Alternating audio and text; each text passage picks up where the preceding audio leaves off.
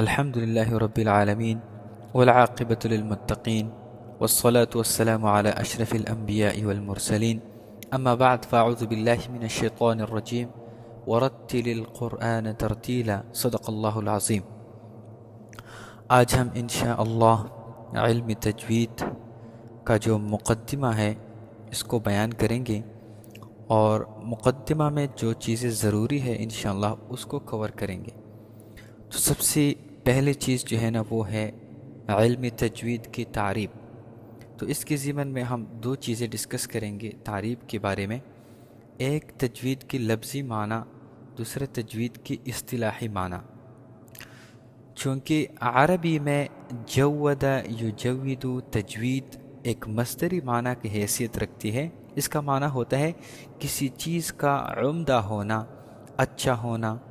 اس لیے کسی اچھی چیز کو جو ہے نا عربی زبان میں جید کہا جاتا ہے، اور اس سے تجوید ماخوذ ہے۔ اور اس کے معنی یہ بھی آتا ہے تحسین، یعنی کسی چیز کو حسین بنانا، یعنی کسی چیز کو عمدہ بنانا، اچھا بنانا، اور جو ہے نا خوبصورت بنانا۔ یہ تجوید کی لفظی معنی ہے۔ تجوید کی اصطلاحی معنی یہ ہے هو العلم الذي يعرف به كيفية النطق كل حرف وإخراجه من مخرجه الصحيح أثناء تلاوة القرآن الكريم۔ یعنی تجوید سے مراد وہ علم ہے جس کے ذریعے تلاوت قرآن کریم کے دوران ہر حرف کے درست تلفظ اور صحیح مخرج سے اس کی ادائیگی کا طریقہ سیکھا جاتا ہے۔ اس کو کہتے ہیں تجوید۔ علم تجوید کی غرض و غایت کیا ہے، یعنی اس کی ضرورت کیا ہے، اس کو کیوں پڑھایا جاتا ہے، اس کو جو ہے نا کیوں سکھایا جاتا ہے۔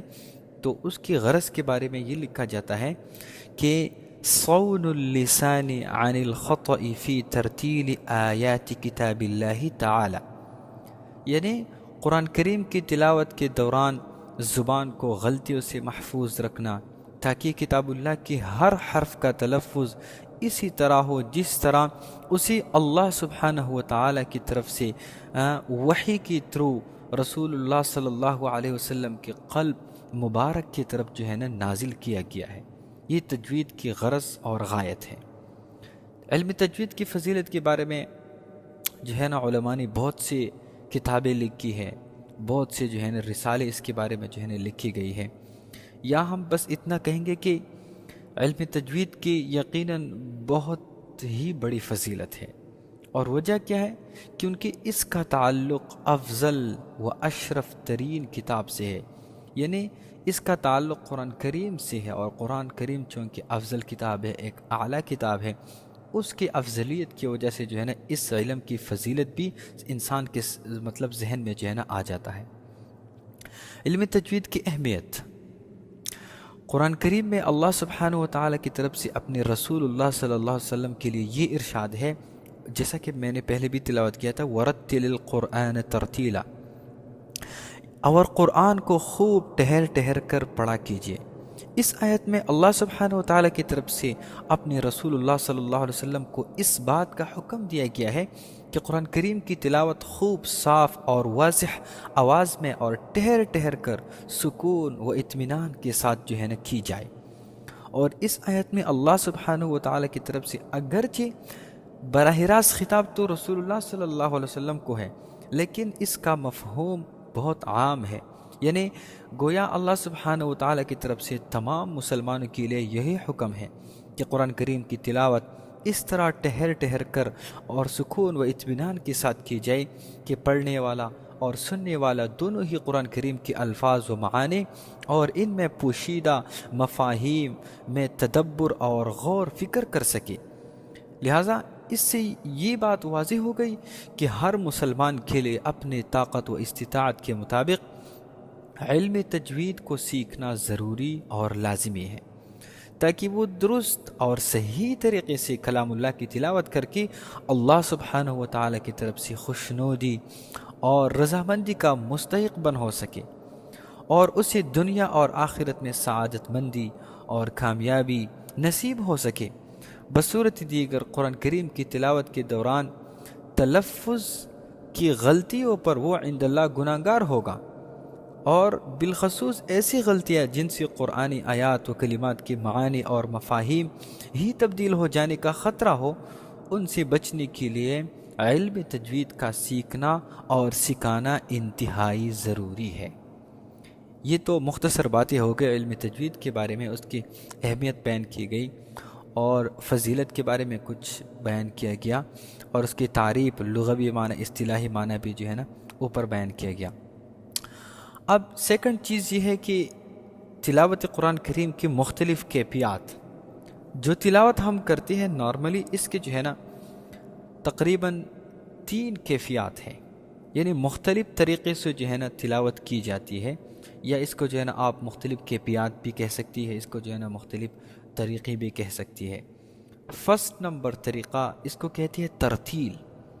ترتیل سے مراد یہ ہے کہ قرآن کریم کی تلاوت اس طرح ٹھہر ٹھہر کر اور سکون و اطمینان کے ساتھ کی جائے کہ پڑھنے والا اور سننے والا دونوں ہی قرآن کریم کی الفاظ، معانی اور ان میں پوشیدہ مفاہیم میں تدبر اور غور فکر کر سکے۔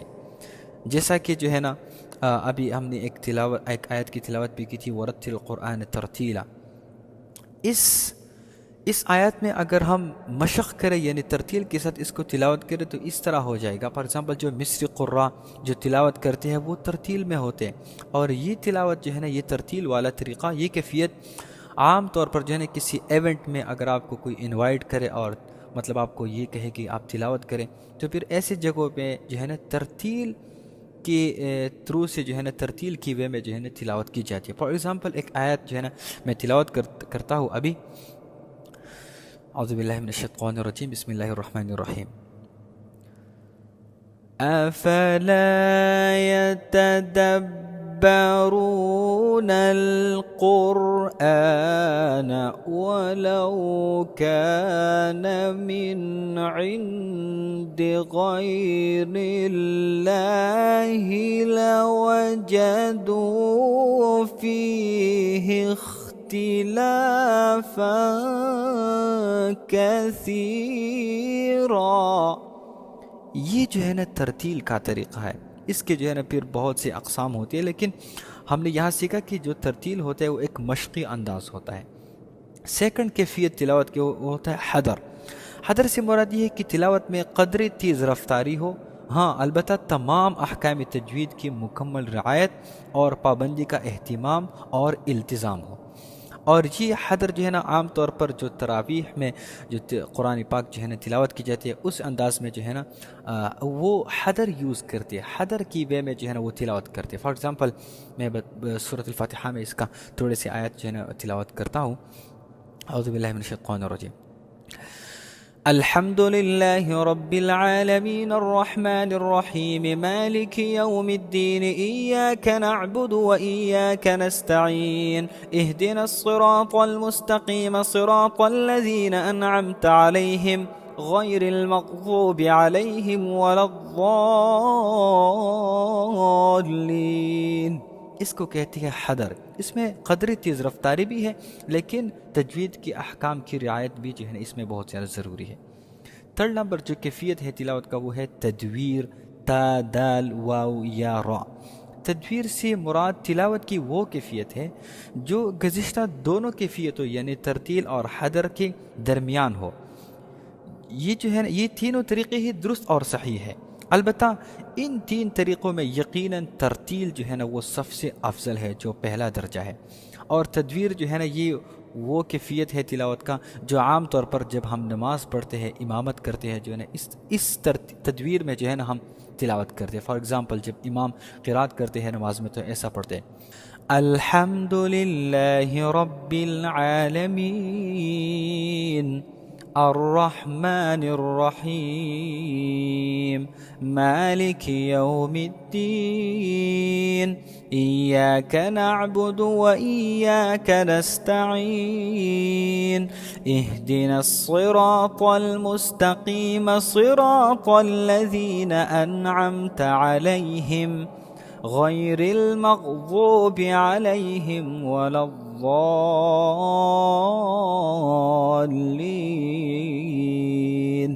آمین۔